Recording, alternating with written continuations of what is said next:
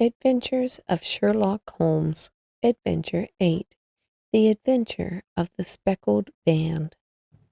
In glancing over my notes of the 70-odd cases in which I have during the last 8 years studied the methods of my friend Sherlock Holmes, I find many tragic, some comic, a large number merely strange, but none commonplace. For working as he did rather for the love of his art than for the acquirement of wealth, he refused to associate himself with any investigation which did not tend towards the unusual and even the fantastic. Of all these varied cases, however, I cannot recall any which presented more singular features than that which was associated with the well-known Surrey family of the Roylotts of Stoke Moran. The events in question occurred in the early days of my association with Holmes, when we were sharing rooms as bachelors in Baker Street. It is possible that I might have placed them on record before, but a promise of secrecy was made at the time, from which I have only been freed during the last month by the untimely death of the lady to whom the pledge was given. It is perhaps as well that the fact should now come to light, for I have reasons to know that there are widespread rumors as to the death of Dr. Grimesby Roylott, which tend to make the matter even more terrible than the truth. It was early in April in the year '83 that I woke one morning to find Sherlock Holmes standing, fully dressed, by the side of my bed. He was a late riser as a rule, and the clock on the mantelpiece showed me that it was only 7:15. I blinked up at him in some surprise, and perhaps just a little resentment, for I myself was very regular in my habits. "Very sorry to knock you up, Watson," said he, "but it's the common lot this morning. Mrs. Hudson has been knocked up. She retorted on me, and I on you." "What is it, then? A fire?" "No, a client. It seems that a young lady has arrived in a considerable state of excitement, who insists upon seeing me. She is waiting now in the sitting-room. Now, when young ladies wander about the metropolis at this hour of the morning and knock sleepy people up out of their beds, I presume that it is something very pressing which they have to communicate. Should it prove to be an interesting case, you would, I am sure, wish to follow it from the outset. I thought at any rate that I should call you and give you the chance." "My dear fellow, I would not miss it for anything." I had no keener pleasure than in following Holmes in his professional investigations, and in admiring the rapid deductions, as swift as intuitions, and yet always founded on a logical basis. I rapidly threw on my clothes and was ready in a few minutes to accompany my friend down to the sitting-room. A lady, dressed in black and heavily veiled, who had been sitting in the window, rose as we entered.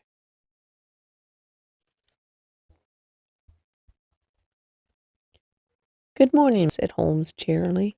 "My name is Sherlock Holmes.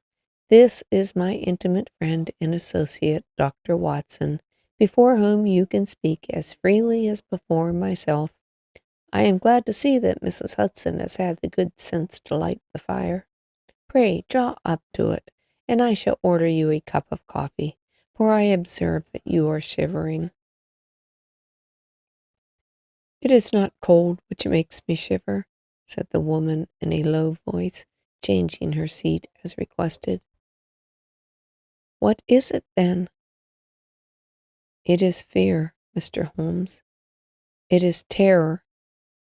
She raised her veil as she spoke, and we could see she was indeed in a pitiable state of agitation, her face all drawn and gray, with restless, frightened eyes, like those of some hunted animal. Her features and figure were those of a woman of 30, but her hair was shot with premature gray, and her expression was weary and haggard. Sherlock Holmes ran her over with one of his quick, all-comprehensive glances. "You must not fear," he said soothingly, bending forward and patting her forearm. "We shall soon set matters right, I have no doubt. You have come by train this morning, I see." "You know me, then?" "No, but I observed the second half of a return ticket in the palm of your left glove. You must have started early, and yet you had a good drive in a dog cart along heavy roads before you reached the station." The lady gave a violent start and stared in bewilderment at my companion. "There is no mystery, my dear madam," he said, smiling. "The left arm of your jacket is splattered with mud in no less than 7 places. The marks are perfectly fresh. There is no vehicle, save a dog cart, which throws up mud in that way, and then only when you sit on the left-hand side of the driver." "Whatever your reasons may be, you are perfectly correct," said she. "I started at home before 6, reached Leatherhead at 20 past, and came in by the first train to Waterloo. Sir, I can stand this strain no longer. I shall go mad if it continues. I have no one to turn to, none, save only one who cares for me, and he, poor fellow, can be of little aid. I have heard of you, Mr. Holmes. I have heard of you from Mrs. Farintosh, whom you helped in her hour of sore need. It was from her that I had your address. Oh, sir, do you not think that you could help me too, and at least throw a little light through this dense darkness which surrounds me? At present it is out of my power to reward you for your services, but in a month or 6 weeks I shall be married, with the control of my own income, and then at least you shall not find me ungrateful." Holmes turned to his desk, and unlocking it drew out a small case-book which he consulted. "Farintosh," said he. "Ah, yes, I recall the case. It was concerned with an opal tiara. I think it was before your time, Watson. I can only say, madam, that I shall be happy to devote the same care to your case as I did to that of your friend.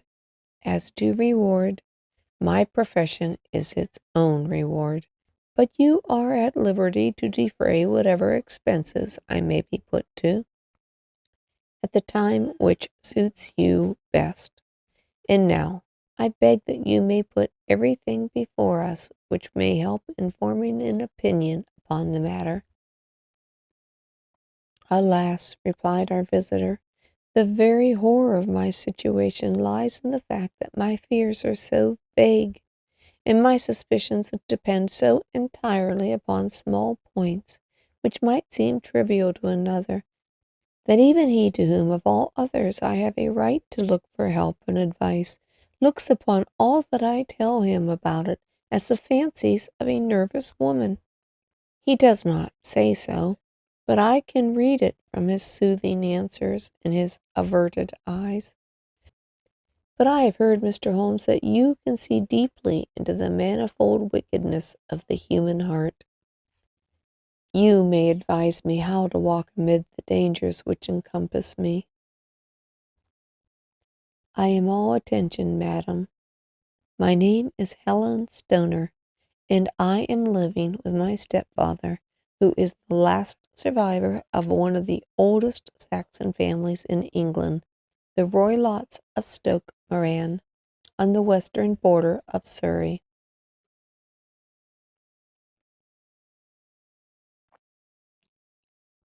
Holmes nodded his head. "The name is familiar to me," he said. "The family was at one time among the richest in England, and the estates extended over the borders into Berkshire in the north and Hampshire in the west. In the last century, however, 4 successive heirs were of a dissolute and wasteful disposition, and the family ruin was eventually completed by a gambler in the days of the Regency. Nothing was left save a few acres of ground in the 200-year-old house, which is itself crushed under a heavy mortgage. The last squire dragged out his existence there, living the horrible life of an aristocratic pauper. But his only son, my stepfather, seeing that he must adapt himself to the new condition, obtained an advance from a relative, which enabled him to take a medical degree, went out to Calcutta, where, by his professional skill and his force of character, he established a large practice. In a fit of anger, however, caused by some robberies which had been perpetrated in the house, he beat his native butler to death, and narrowly escaped a capital sentence. As it was, he suffered a long term of imprisonment, and afterwards returned to England a morose and disappointed man.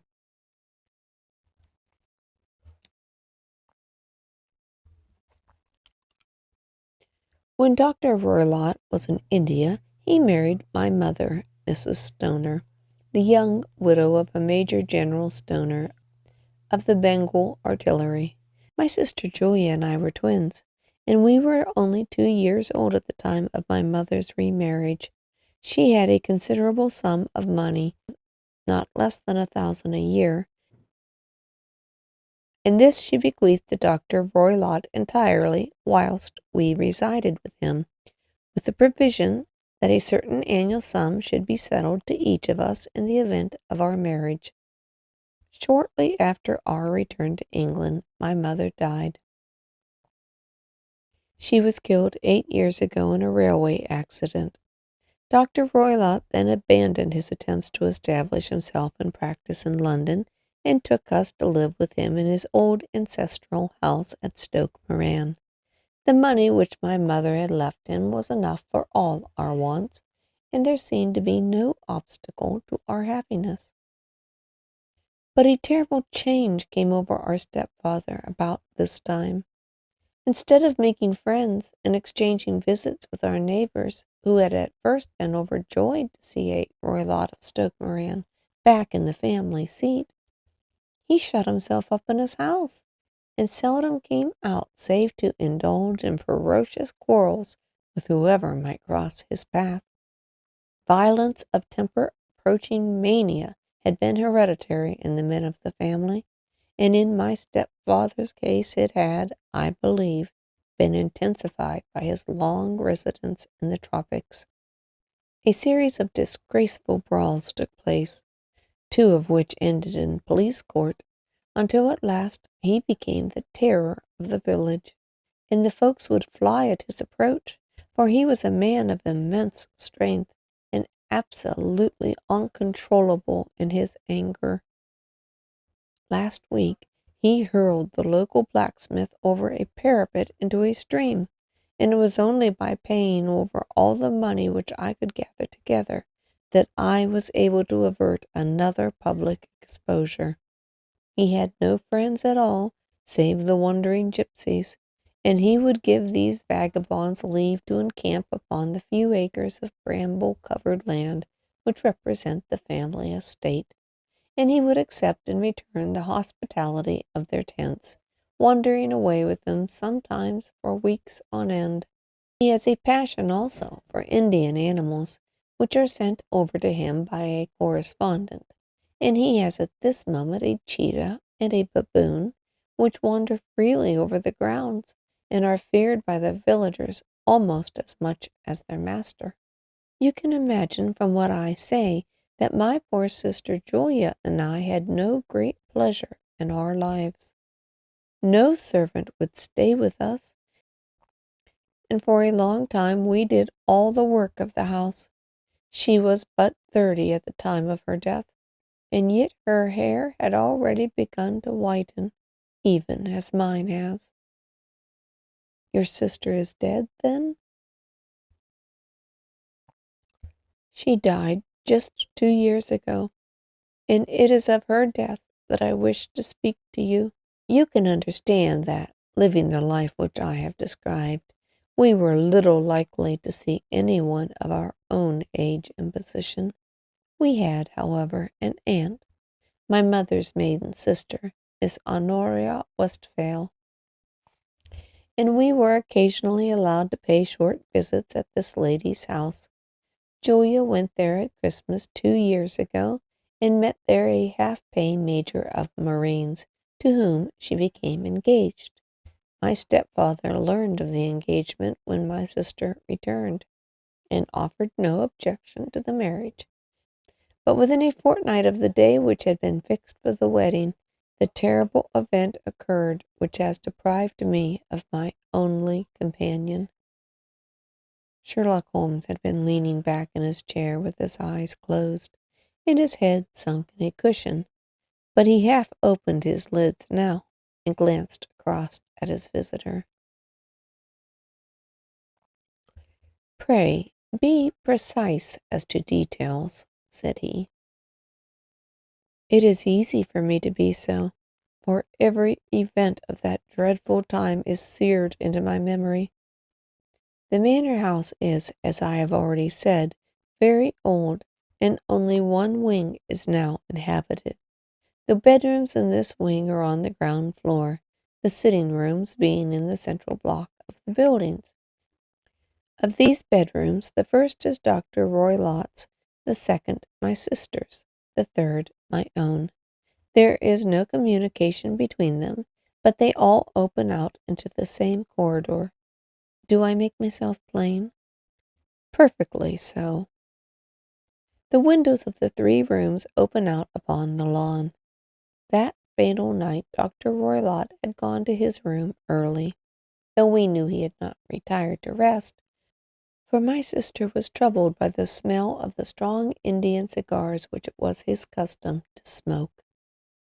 She left her room, therefore, and came into mine, where she sat for some time, chatting about her approaching wedding. At 11 o'clock she rose to leave me, but she paused at the door and looked back. "Tell me, Helen," she said, "have you ever heard anyone whistle in the dead of the night?" "Never," said I. "I suppose that you could not possibly whistle yourself in your sleep?" "Certainly not. But why?"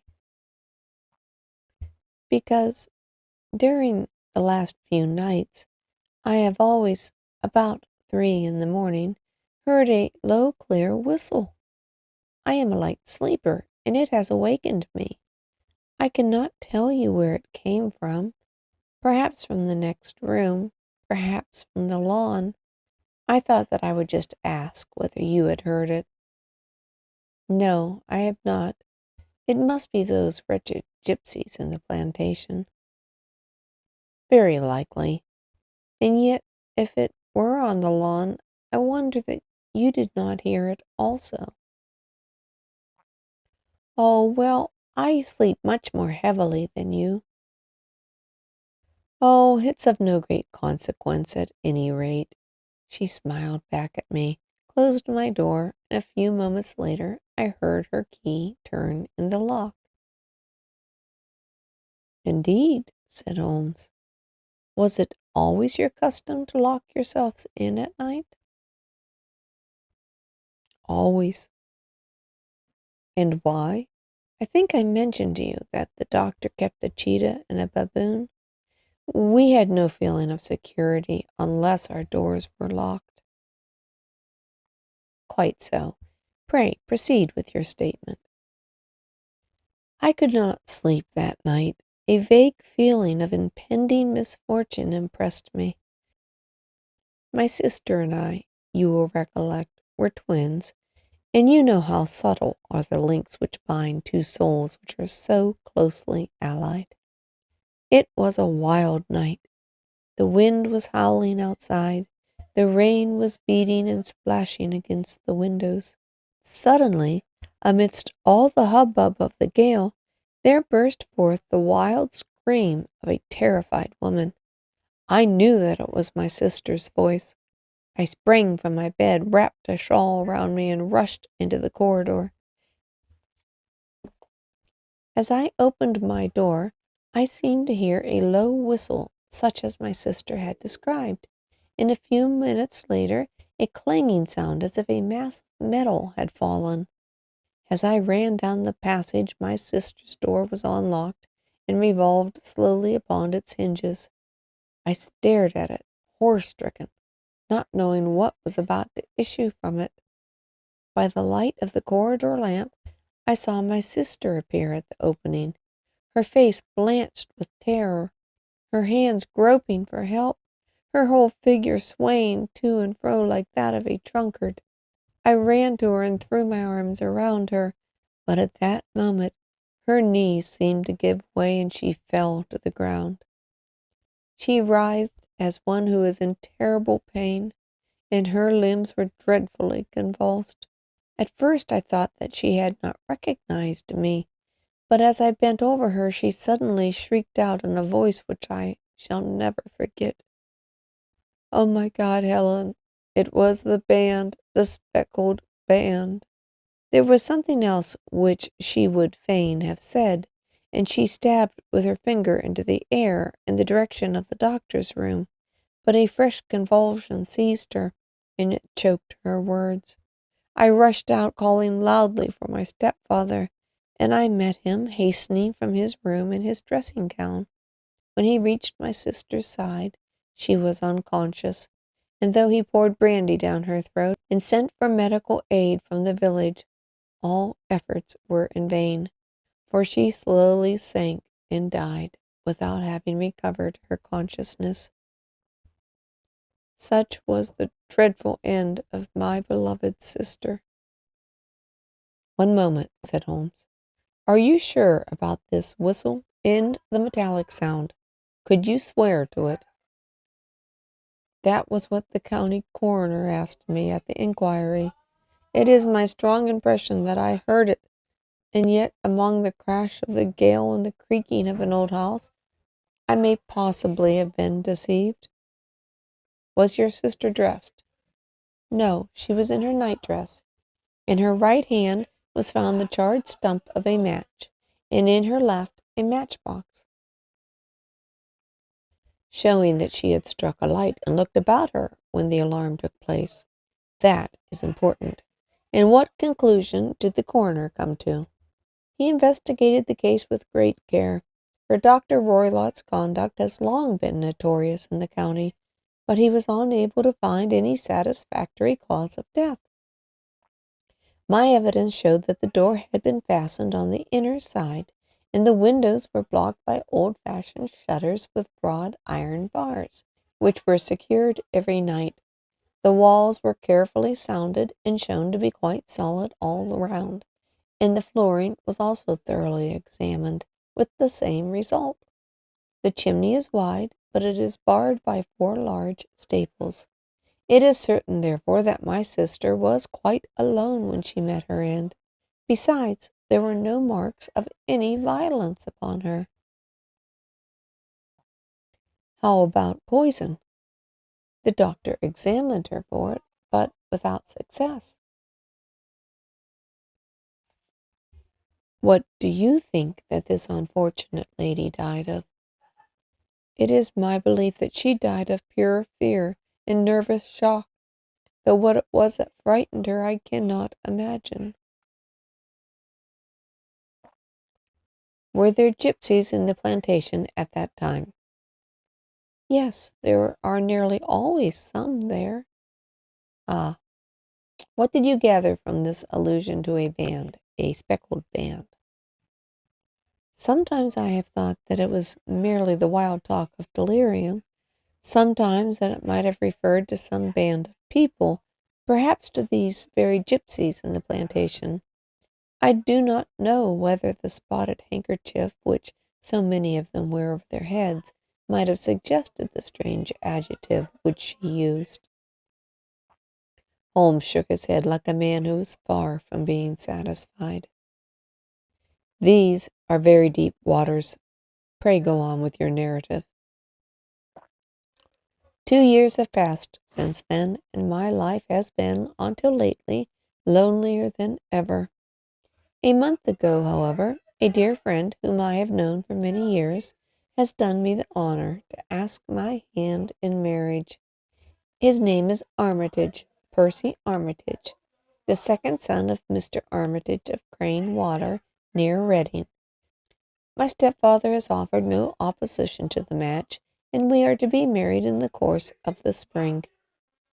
2 days ago, some repairs were started in the west wing of the building, and my bedroom wall has been pierced, so that I had to move into the chamber into which my sister died, and to sleep in the very bed in which she slept. Imagine, then, my thrill of terror when last night, as I lay awake, thinking over her terrible fate, I suddenly heard, in the silence of the night, the low whistle which had been the herald of her own death.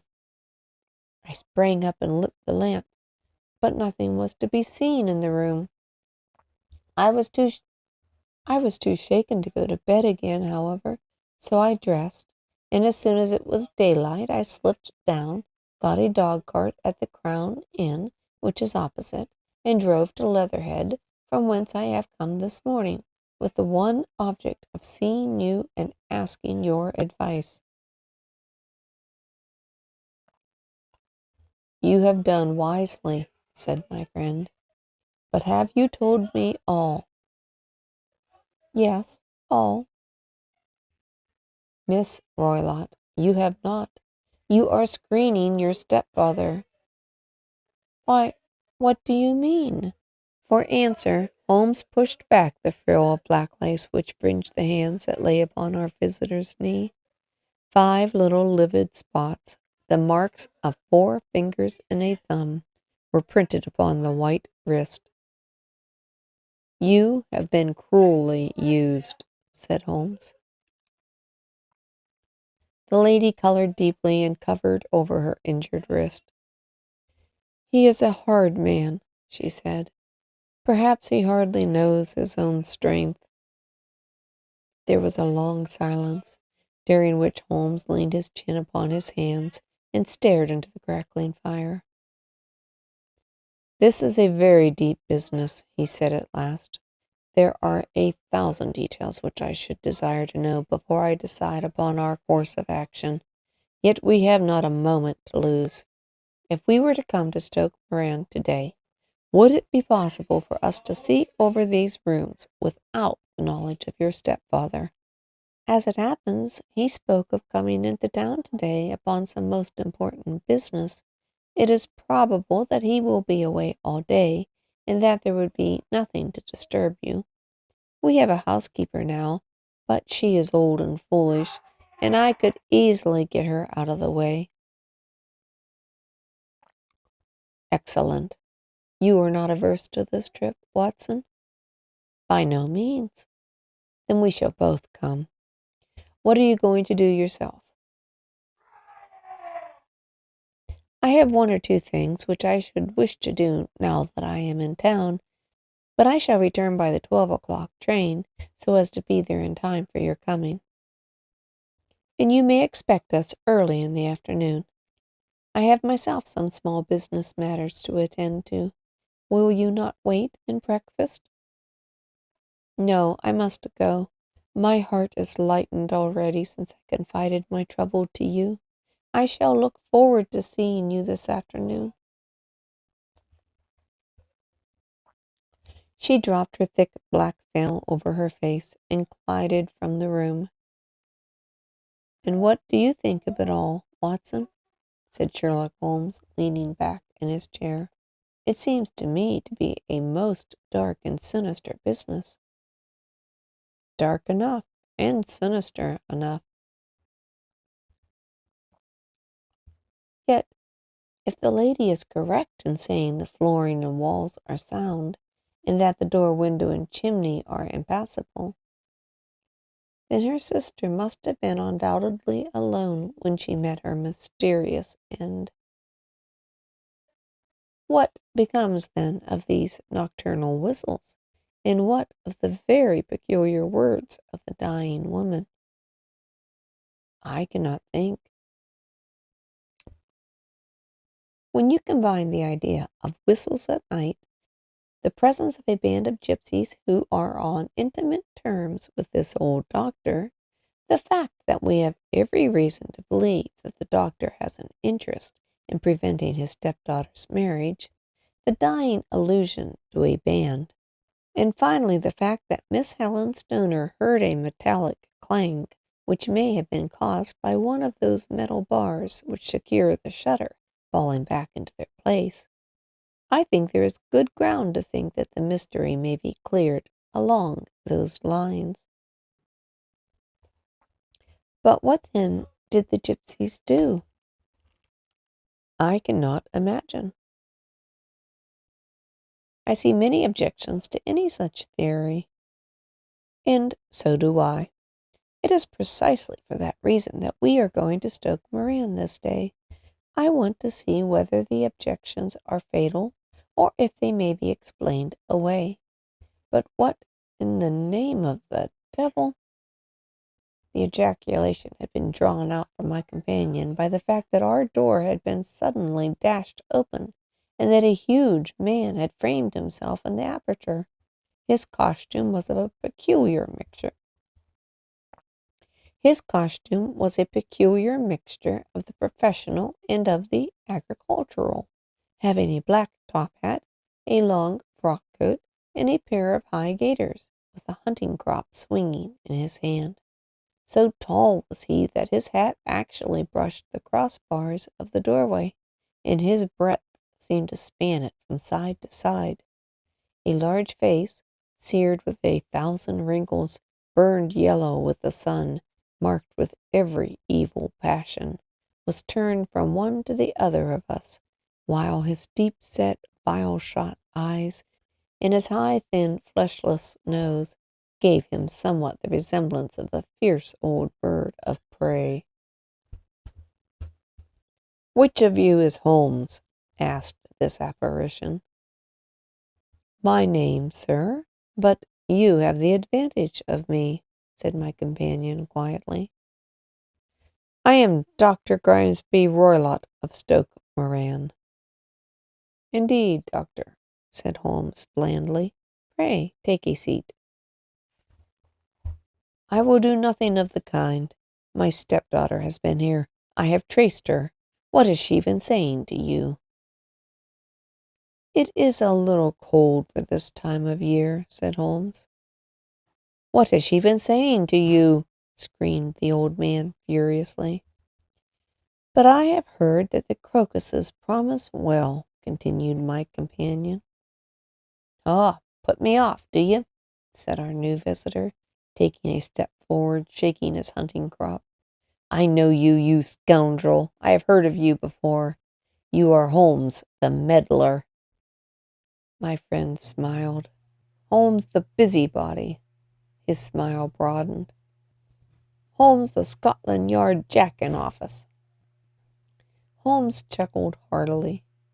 "Your conversation is most entertaining," said he. "When you go out, close the door, for there is a decided draught." "I will go when I have had my say. Don't you dare meddle with my affairs.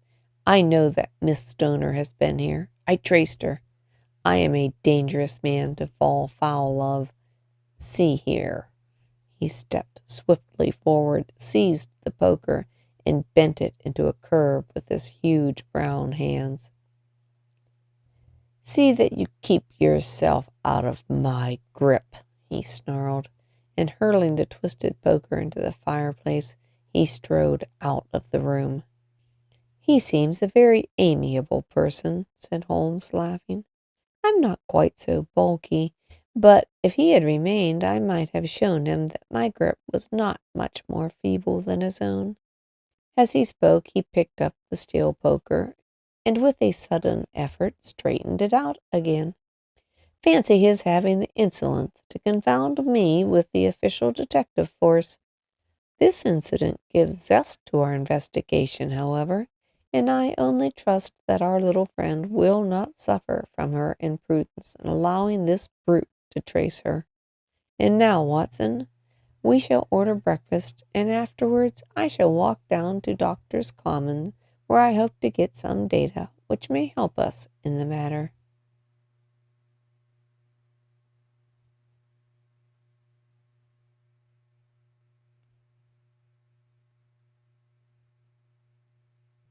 It was nearly 1 o'clock when Sherlock Holmes returned from his excursion. He held in his hand a sheet of blue paper, scrawled over with notes and figures.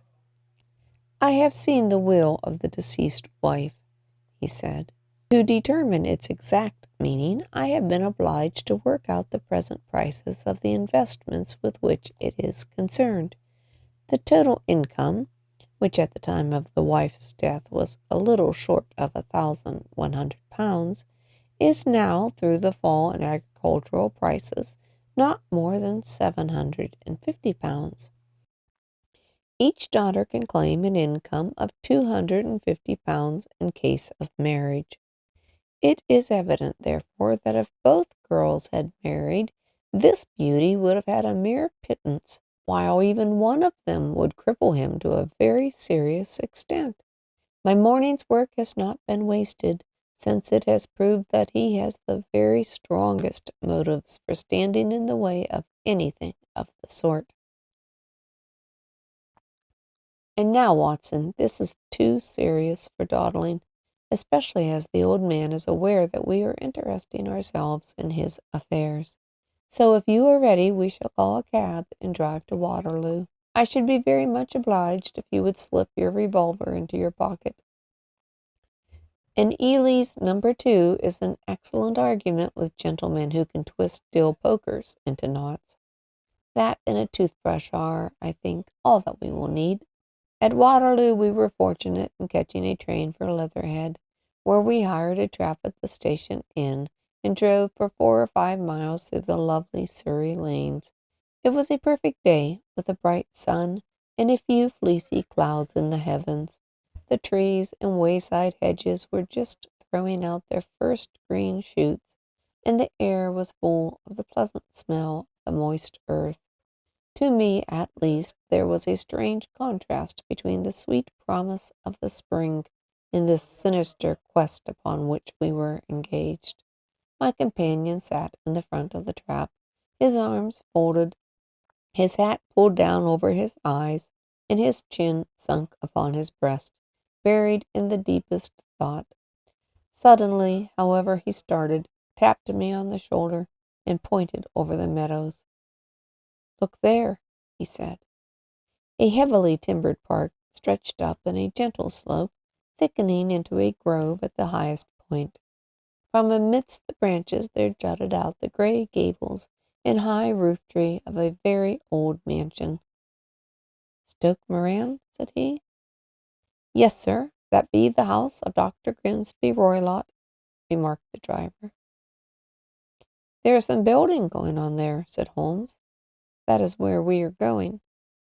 "There's the village," said the driver, pointing to a cluster of roofs some distance to the left. "But if you want to get to the house, you'll find it shorter to get over this stile, and so by the footpath over the fields. There it is, where the lady is walking." "And the lady, I fancy, is Miss Stoner," observed Holmes, shading his eyes. "Yes, I think we had better do as you suggest." We got off, paid our fare, and the trap rattled back on its way to Leatherhead. "I thought it as well," said Holmes, as we climbed the stile, "that this fellow should think we had come here as architects, or on some definite business. It may stop his gossip. Good afternoon, Miss Stoner. You see that we have been as good as our word."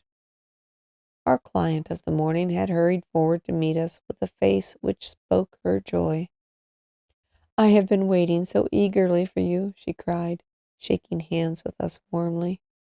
"All has turned out splendidly. Dr. Roylott has gone to town, and it is unlikely that he will be back before evening." "We have had the pleasure of making the doctor's acquaintance," said Holmes. And in a few words he sketched out what had occurred. Miss Stoner turned white to the lips as she listened. "Good heavens!" she cried. "He has followed me, then?" "So it appears." He is so cunning that I never know when I am safe from him. What will he say when he returns? He must guard himself, for he may find that there is someone more cunning than himself upon his track. You must lock yourself up from him tonight. If he is violent, we shall take you away to your aunt's at Harrow. Now, we must make the best use of our time, so kindly take us at once to the rooms which we are to examine. The building was of grey, lichen-blotched stone, with a high central portion and two curving wings, like the claws of a crab, thrown out on each side. In one of these wings the windows were broken and blocked with wooden boards, while the roof was partly caved in, a picture of ruin. The central portion was in little better repair, but the right-hand block was comparatively modern, and the blinds in the windows, with the blue smoke curling up from the chimneys, showed that this is where the family resided. Some scaffolding had been erected against the end wall, and the stonework had been broken into, but there were no signs of any workmen at the moment of our visit. Holmes walked slowly up and down the ill-trimmed lawn, and examined with deep attention the outsides of the windows. This, I take it, belongs to the room in which you used to sleep, the center one to your sisters, and the one next to the main building to Dr. Roylott's chamber? Exactly so, but I am now sleeping in the middle one, pending the alterations, as I understand. By the way, there does not seem to be any very pressing need for repairs at that end wall. There were none. I believe that it was an excuse to move me from my room. Ah, that is suggestive. Now, on the other side of this narrow wing runs the corridor from which these three rooms open. There are windows in it, of course? Yes, but very small ones, too narrow for anyone to pass through. As you both locked your doors at night, your rooms were unapproachable from that side. Now, would you have the kindness to go into your room and to bar your shutters? Miss Stoner did so, and Holmes, after a careful examination through the open window, endeavored in any way to force the shutter open, but without success. There was no slit through which a knife could be passed to raise the bar. Then with his lens he tested the hinges, but they were of solid iron, built firmly into the massive masonry. Said he, scratching his chin in some perplexity. My theory certainly presents some difficulties. No one could pass these shutters if they were bolted. Well, we shall see if the inside throws any light upon the matter. A small side door led into the whitewashed corridor from which the three bedrooms opened. Holmes refused to examine the third chamber, so we passed at once into the second, that in which Miss Stoner was now sleeping, in which her sister had met with her fate. It was a homely little room, with a low ceiling and gaping fireplace, after the fashion of old country houses.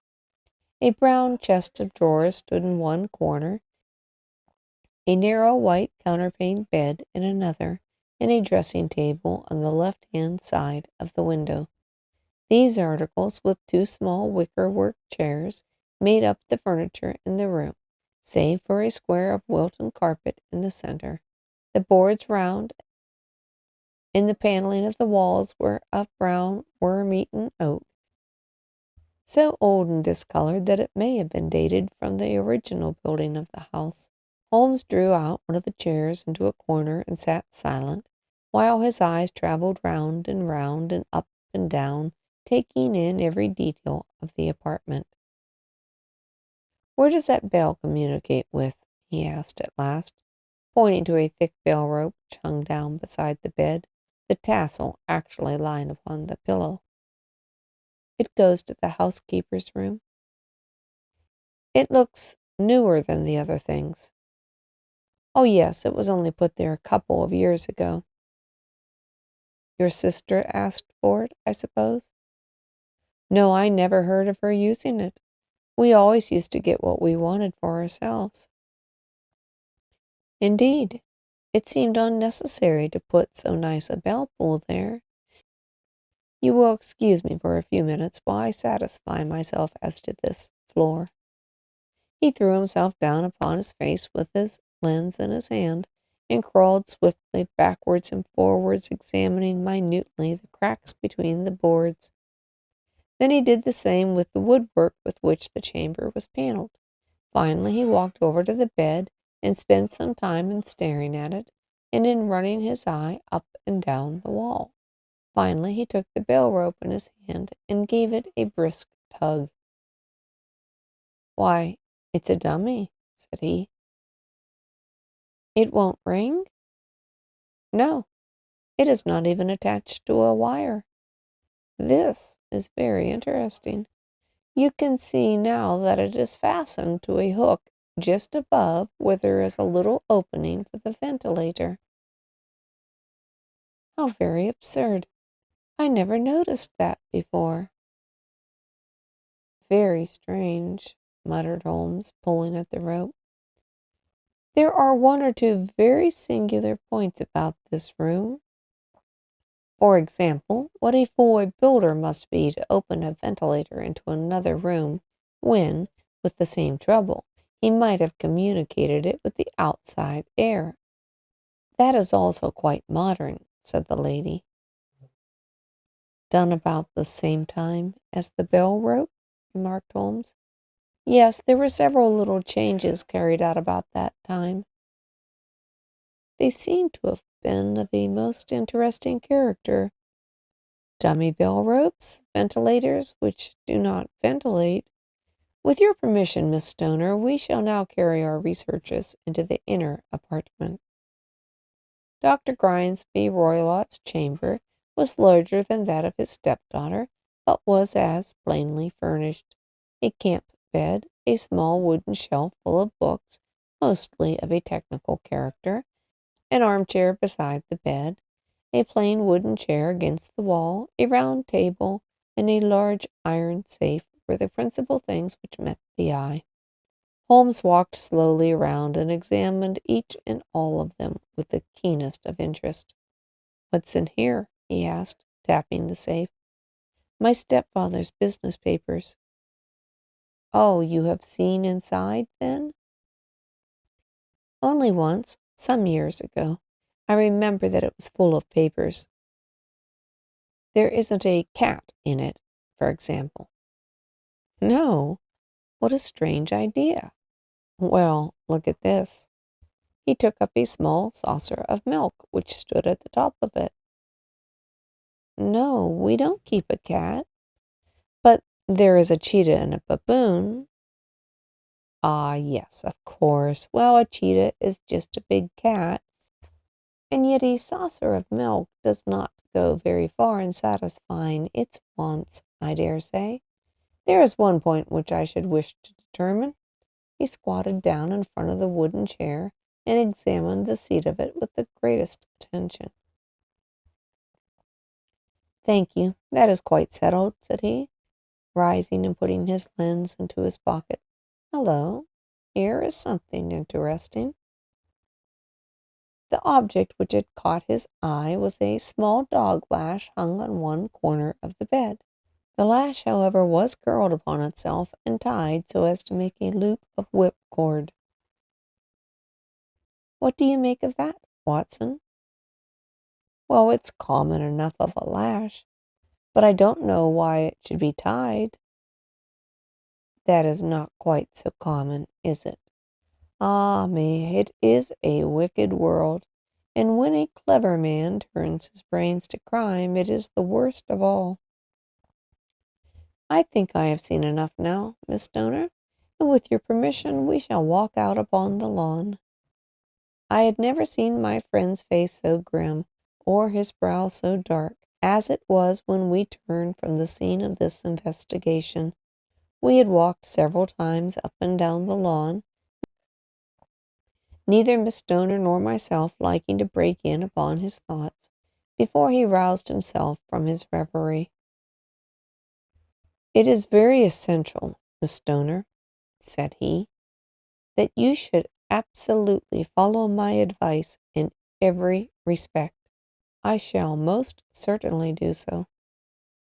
The matter is too serious for any hesitation. Your life may depend upon your compliance. I assure you that I am in your hands. In the first place, both my friend and I must spend the night in your room. Both Miss Stoner and I gazed at him in astonishment. Yes, it must be so. Let me explain. I believe that is the village inn over there? Yes, that is the Crown. Very good. Your windows would be visible from there? Oh, certainly. You must confine yourself to your room on pretense of a headache when your stepfather comes back. Then, when you hear him retire for the night, you must open the shutters of your window, undo the hasp, put your lamp there as a signal to us, and then withdraw quietly, with everything you are likely to want, into the room which you used to occupy. I have no doubt that, in spite of the repairs, you could manage there for one night. Oh, yes, easily. The rest you will leave in our hands. But what will you do? We shall spend the night in your room, and we shall investigate the cause of this noise which has disturbed you. I believe, Mr. Holmes, that you have already made up your mind, said Miss Stoner, laying her hands upon my companion's sleeve. Perhaps I have. Then for pity's sake tell me what was the cause of my sister's death. I should prefer to have clearer proofs before I speak. You can at least tell me whether my own thought is correct and if she died from some sudden fright. No, I do not think so. I think that there was probably some more tangible cause. And now, Miss Stoner, we must leave you, for if Dr. Roylott returned and saw us, our journey would be in vain. Goodbye, and be brave, for if you will do what I have told you, you may rest assured that you shall soon drive away the dangers that threaten you. Sherlock Holmes and I had no difficulty in engaging a bedroom and sitting room at the Crown Inn. They were on the upper floor, and from our window we could command a view of the avenue gate and of the inhabited wing of the Stoke Moran Manor House. At dusk we saw Dr. Grimesby Roylott drive past, his huge form looming up beside the little figure of the lad who drove him there.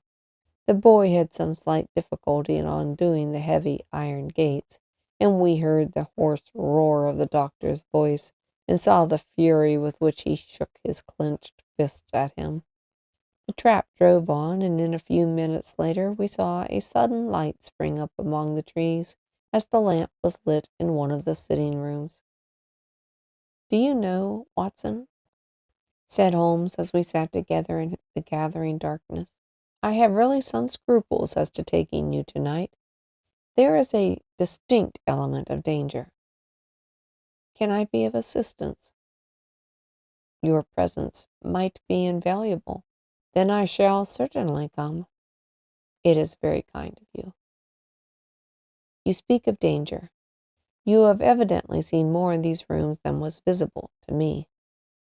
No, but I fancy that I may have deduced a little more. I imagine you saw all that I did. I saw nothing remarkable, save the bell rope, and what purpose that could answer, I confess, is more than I can imagine. You saw the ventilator, too? Yes, but I do not think that it is such a very unusual thing to have a small opening between two rooms. It was so small that a rat could hardly have passed through. I knew we should find a ventilator before we even came to Stoke Moran. My dear Holmes. Oh, yes, I did. You remember in her statement she said that her sister could smell Dr. Roylott's cigar. Now, of course, that suggested at once there must be a communication between the two rooms. It could only be a small one, or it would have been remarked upon at the coroner's inquiry. I deduced a ventilator. But what harm can there be in that? Well, there is at least a curious coincidence of dates. A ventilator is made, a cord is hung, and a lady who sleeps in the bed dies. Does that not strike you?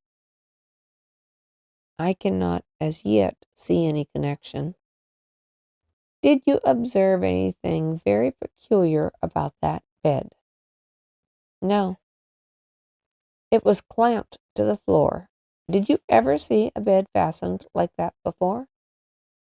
I cannot say that I have. The lady could not move her bed.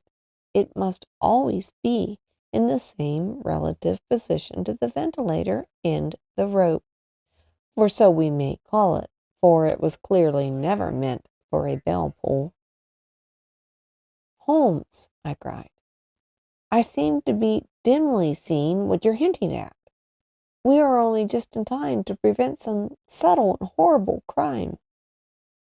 Subtle enough and horrible enough. When a doctor does go wrong, he is the first of criminals. He has nerve and he has knowledge. Palmer and Pritchard were among the heads of their profession. This man strikes even deeper, but I think, Watson, that we shall be able to strike deeper still. But we shall have horrors enough before the night is over. For goodness' sake, let us have a quiet pipe, and turn our minds for a few hours to something more cheerful. About 9 o'clock, the light among the trees was extinguished, and all was dark in the direction of the manor house. 2 hours passed slowly away, and then, suddenly, just at the stroke of 11, a single bright light shone out right in front of us. That is our signal, said Holmes, springing to his feet. It comes from the middle window. As we passed out, he exchanged a few words with the landlord, explaining that we were going on a late visit to an acquaintance, and that it was possible that we might spend the night there. A moment later we were out on the dark road, a chill wind blowing in our faces, and one yellow light twinkling in front of us through the gloom to guide us on our somber errand. There was little difficulty in entering the grounds, for unrepaired breaches gaped in the old park wall. Making our way across the trees, we reached the lawn, crossed it, and were able to enter through the window, when out from a clump of laurel bushes there darted what seemed to be a hideous and distorted child, who threw itself upon the grass with writhing limbs, and then ran swiftly across the lawn into the darkness. "My God," I whispered, "did you see it?" Holmes was for the moment as startled as I. His hand closed like a vice upon my wrist in his agitation. Then he broke into a low laugh and put his lips to my ear. "It is a nice household," he murmured. "That is the baboon." I had forgotten the strange pets which the doctor had. There was a cheetah, too. Perhaps we might find it upon our shoulders at any moment. I confess that I felt easier in my mind when, after following Holmes' example and slipping off my shoes, I found myself inside the bedroom. My companion noiselessly closed the shutters, moved the lamp to the table, and cast his eyes round the room. All was as we had seen it in the daytime. Then, creeping up to me and making a trumpet of his hand, he whispered into my ear again so gently that it was all I could do to distinguish the words. The least sound would be fatal to our plans. I nodded to show that I had heard. We must sit without light. He would see it through the ventilator. I nodded again. Do not go to sleep. Your very life may depend upon it. Have your pistol ready in case we need it. I will sit on the side of the bed, and you in that chair. I took out my revolver and laid it on the corner of the table. Holmes had brought up a long, thin cane, and this he placed upon the bed beside him. By it he laid the box of matches and the stump of a candle. Then he turned down the lamp, and we were left in darkness. How shall I ever forget that dreadful vigil? I could not hear a sound, not even the drawing of a breath, and yet I knew that my companion sat open-eyed within a few feet of me, in the same state of nervous tension in which I was myself. The shutters cut off the least ray of light, and we waited in absolute darkness. From outside came the occasional cry of a night bird, and once at our very window a long-drawn cat-like whine, which told us that the cheetah was indeed at liberty. Far away we could hear the deep tones of the parish clock, which boomed out every quarter of an hour. How long they seemed, those quarters! 12 struck, and 1, and 2, and 3, and still we sat waiting silently for whatever might befall. Suddenly there was the momentary gleam of a light in the direction of the ventilator, which vanished immediately, but which was succeeded by a strong smell of burning oil and heated metal. Someone in the next room had lit a dark lantern. I heard a gentle sound of movement, and then all was silent once more, though the smell grew stronger. For half an hour I sat with straining ears.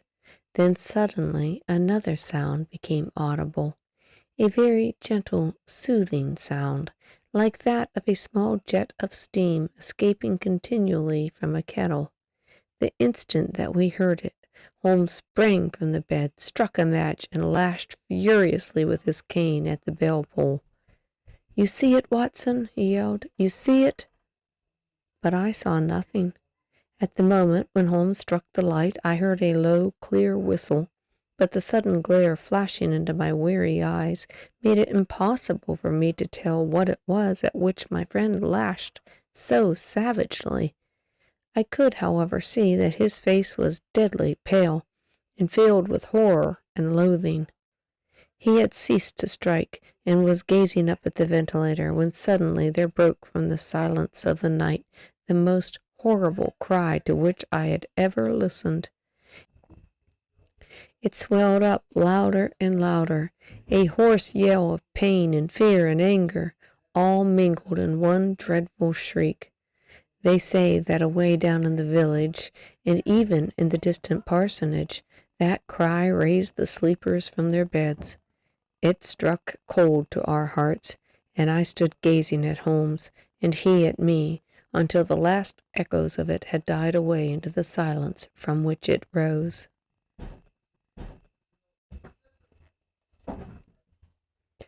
"What can it mean?" I gasped. "It means that it is all over," Holmes answered. "And perhaps, after all, it is for the best. Take your pistol, and we shall enter Dr. Roylott's room." With a grave face he lit the lamp and led the way down the corridor. Twice he struck at the chamber door without any reply from within. Then he turned the handle and entered, I at his heels, with the cocked pistol in my hand.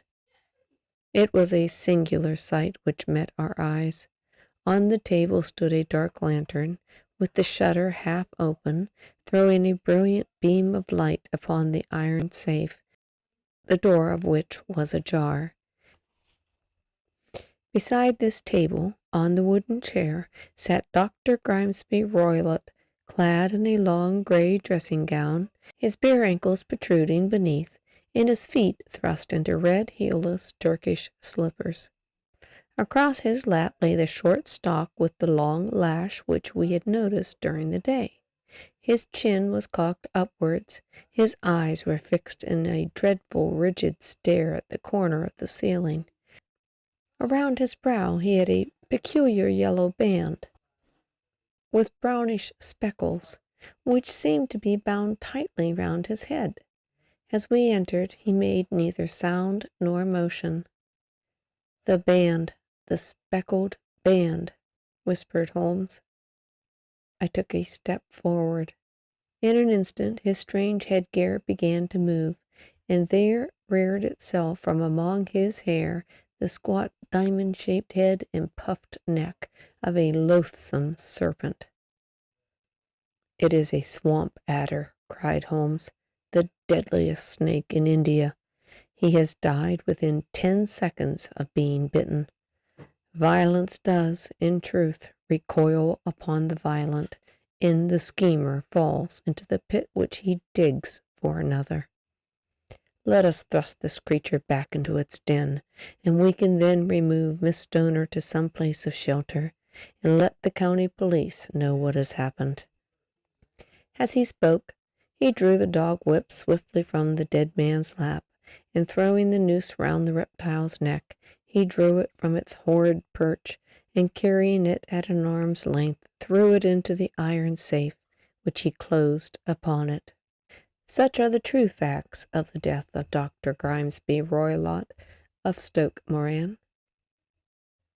It is not necessary that I should prolong a narrative which has already run to too great a length, by telling how we broke the sad news to the terrified girl, how we conveyed her by morning train to the care of her good aunt of Harrow, of how the slow process of official inquiry came to the conclusion that the doctor met his fate while indiscreetly playing with a dangerous pet.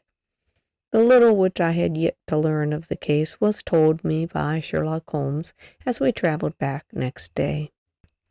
"I had," said he, "come to an entirely erroneous conclusion, which shows, my dear Watson, how dangerous it always is to reason from insufficient data. The presence of the gypsies and the use of the word band,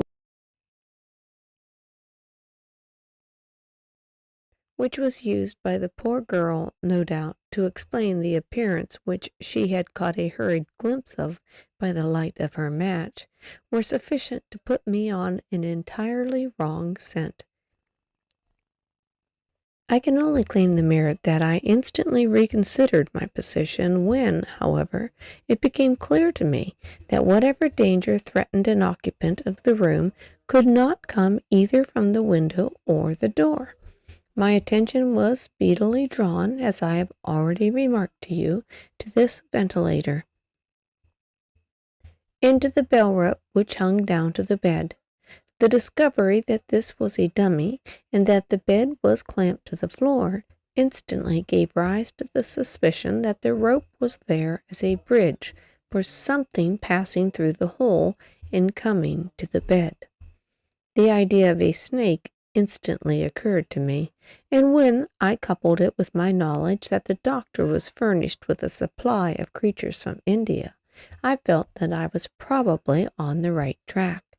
The idea of using a form of poison which could not possibly be discovered by any chemical test was just such a one as would occur to a clever and ruthless man who had an Eastern training.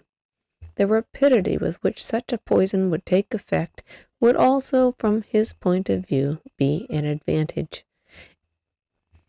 It would be a sharp-eyed coroner indeed who could distinguish the two little dark punctures which would show where the poison fangs had done their work. Then I thought of the whistle. Of course, he must recall the snake before the morning light revealed it to the victim. He had trained it, probably by the use of the milk which we saw, to return to him when summoned. He would put it through this ventilator at the hour that he thought best, with the certainty that it would crawl down the rope and land on the bed. It might or might not bite the occupant. Perhaps she might escape every night for a week, but sooner or later she must fall victim. I had come to these conclusions before ever I entered his room. An inspection of his chair showed me that he had been in the habit of standing on it, which, of course, would be necessary in order that he should reach the ventilator.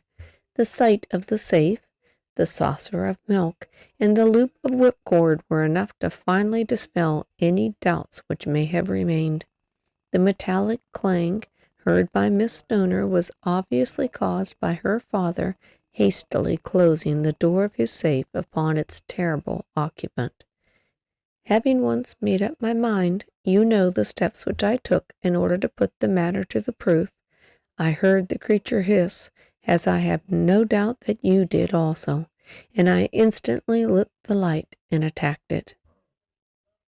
with the result of driving it back through the ventilator, and also with the result of causing it to turn upon its master at the other side.